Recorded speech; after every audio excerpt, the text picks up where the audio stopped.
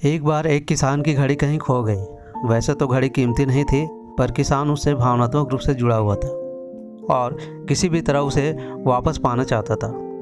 उसने खुद भी घड़ी खोजने का प्रयास किया। कभी कमरे में खोजता, तो कभी बाड़े में, तो कभी अनाज के ढेर में। पर तमाम कोशिशों के बाद भी घड़ी नहीं मिली। उसने निश्चय किया कि वो इस काम में बच्चों की मदद लेगा और उससे आवाज़ लगाई, सुनो बच्चों, तुम में से जो भी मेरी खोई हुई घड़ी खोज देगा उसे मैं 100 रुपये इनाम में दूंगा। फिर क्या था, सभी बच्चे जोर शोर से काम में लग गए। वे हर जगह की खाक छानने लगे, ऊपर नीचे, बाहर, आंगन में, हर जगह। पर घंटों बीत जाने पर भी घड़ी नहीं मिली। अब लगभग सभी बच्चे हार मान चुके थे और किसान को भी यही लगा कि घड़ी नहीं मिलेगी। तभी एक लड़का उसके पास आया और बोला, काका, मुझे एक मौका और दीजिए, पर इस बार मैं ये काम अकेले ही करना चाहता हूँ।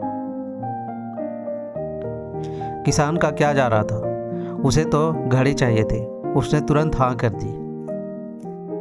लड़का एक एक करके घर के कमरों में जाने लगा और जब वह किसान के शयन कक्ष से निकला तो घड़ी उसके हाथ में थी।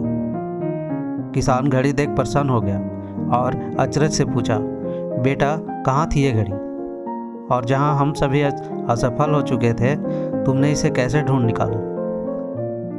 लड़का बोला, काका, मैंने कुछ नहीं किया, बस मैं कमरे में गया और चुपचाप बैठ गया और घड़ी की आवाज़ पर ध्यान केंद्रित करने लगा।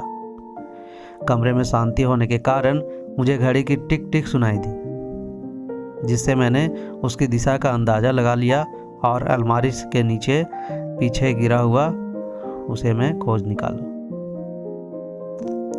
फ्रेंड्स, जिस तरह कमरे की शांति घड़ी ढूंढने में मददगार साबित हुई, उसी प्रकार मन की शांति हमें लाइफ की ज़रूरी चीज़ें समझने में मददगार होती है। हर दिन हमें अपने लिए थोड़ा वक्त निकालना चाहिए,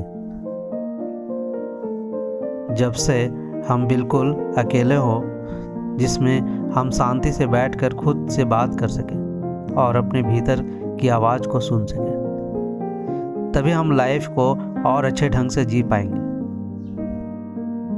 तो ये थी आज की कहानी।